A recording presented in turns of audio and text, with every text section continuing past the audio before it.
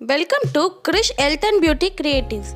Today நம்ம பார்க்க போகிறது குழந்தைங்களுக்கு ஹோம்மேட் நேச்சுரல் சோப் எப்படி ரெடி பண்ணுறதுன்னு பார்ப்போம். அதுக்கு முன்னாடி நம்ம சேனலில் புதுசாக பார்க்குறவங்க சப்ஸ்கிரைப் பண்ணிவிடுங்க. மறக்காமல் பெல் பட்டனையும் ப்ரெஸ் பண்ணிவிடுங்க. தேவையான இன்க்ரீடியன்ட்ஸ் எல்லாம் பார்த்துடலாம். ஓட்ஸ் 2 டேபிள் ஸ்பூன் எடுத்துக்கோங்க. கடலை மாவு 2 டேபிள் ஸ்பூன் எடுத்துக்கோங்க. ஆலிவ் ஆயில் 1 டேபிள் ஸ்பூன் எடுத்துக்கோங்க. ரோஸ் வாட்டர் கொஞ்சம் எடுத்துக்கோங்க. இது எல்லா ஃபேன்சி ஸ்டோர்லேயும் கிடைக்கும்.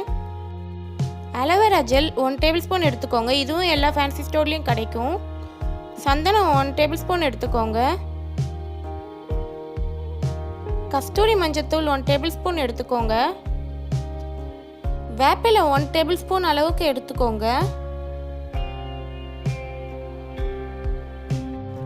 ஃபைனலாக பியர் சோப் 125 கிராமில் ஆஃபாக கட் பண்ணி எடுத்துக்கோங்க. கிளிசரின் இல்லைனா அலோவேரா சோப் எடுத்துக்கோங்க. உங்களுக்கு சோப் பேஸ் கிடைச்சா கூட யூஸ் பண்ணிக்கலாம். ஆன்லைனில் கிடைக்கிது. லிங்க் கீழே டிஸ்கிரிப்ஷனில் கொடுத்துருக்கேன். எனக்கு லாக்டவுன் டைமில் ஆன்லைனில் கிடைக்கல. பியர் சோப் யூஸ் பண்ணியிருக்கேன். இது கெமிக்கல் லெஸ், அதனால் நான் ஆஃப் கட் பண்ணி எடுத்திருக்கேன். ஒரு பவுல் எடுத்துக்கோங்க. அதில் 2 டேபிள் ஸ்பூன் ஓட்ஸ் ஆட் பண்ணிக்கோங்க. நெக்ஸ்ட்டு கடலை மாவு 2 டேபிள் ஸ்பூன் ஆட் பண்ணிக்கலாம். கஸ்தூரி மஞ்சத்தூள் 1 டேபிள் ஸ்பூன் ஆட் பண்ணிக்கோங்க.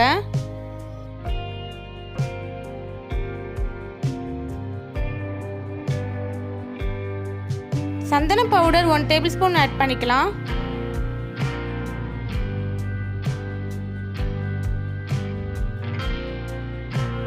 நெக்ஸ்ட்டு வேப்பிலை பவுடர் ஆட் பண்ணிக்கலாம். இது காய வச்சு பவுடர் பண்ணிங்கன்னா கூட பெட்டராக இருக்கும்.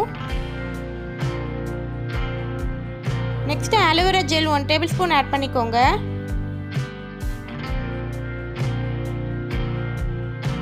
Olive oil 1 table spoon add பண்ணிக்கோங்க. இப்போ நல்லா மிக்ஸ் பண்ணி விட்டுக்கோங்க.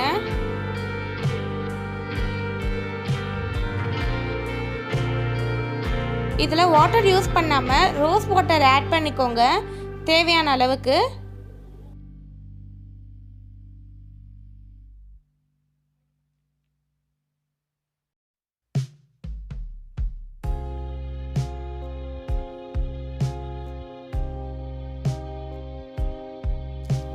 இந்த கண்டிஷனில் தான் மிக்ஸ் பண்ணணும். ரொம்ப ரோஸ் வாட்டர் சேர்த்துடாதீங்க. இப்போ நம்ம ஒரு சில்வர் பாத்திரத்தில் இந்த பேஸ்ட்டை மாற்றிக்கலாம்.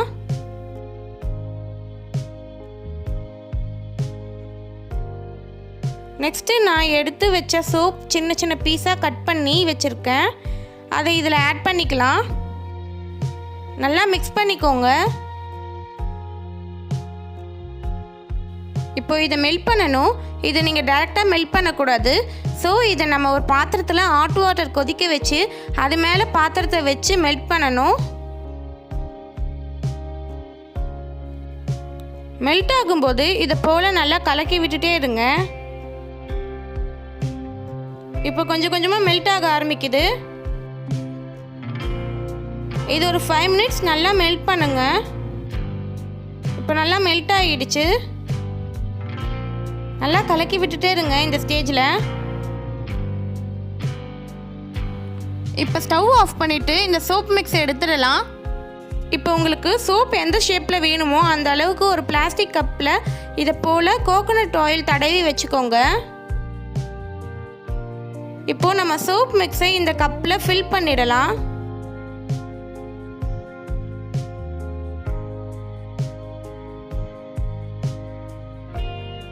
இப்போ நான் 3 கப்பில் ஃபில் பண்ணி வச்சுட்டேன். இதை ஃப்ரிட்ஜில் 5 to 6 ஹவர் வச்சு எடுத்துடலாம்.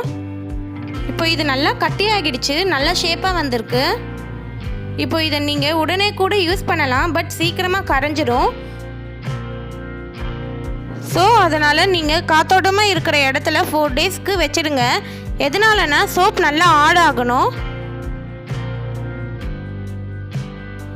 இப்போது இந்த சோப் நல்லா ஆடாகிடுச்சு.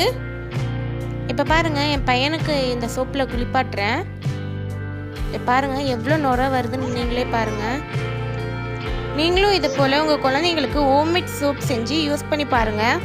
உங்களுக்கு இந்த வீடியோ பிடிச்சிருந்தா லைக் பண்ணுங்கள், உங்கள் ஃப்ரெண்ட்ஸ்க்கு ஷேர் பண்ணுங்கள். தேங்க்யூ ஃபார் வாட்சிங் மை வீடியோ.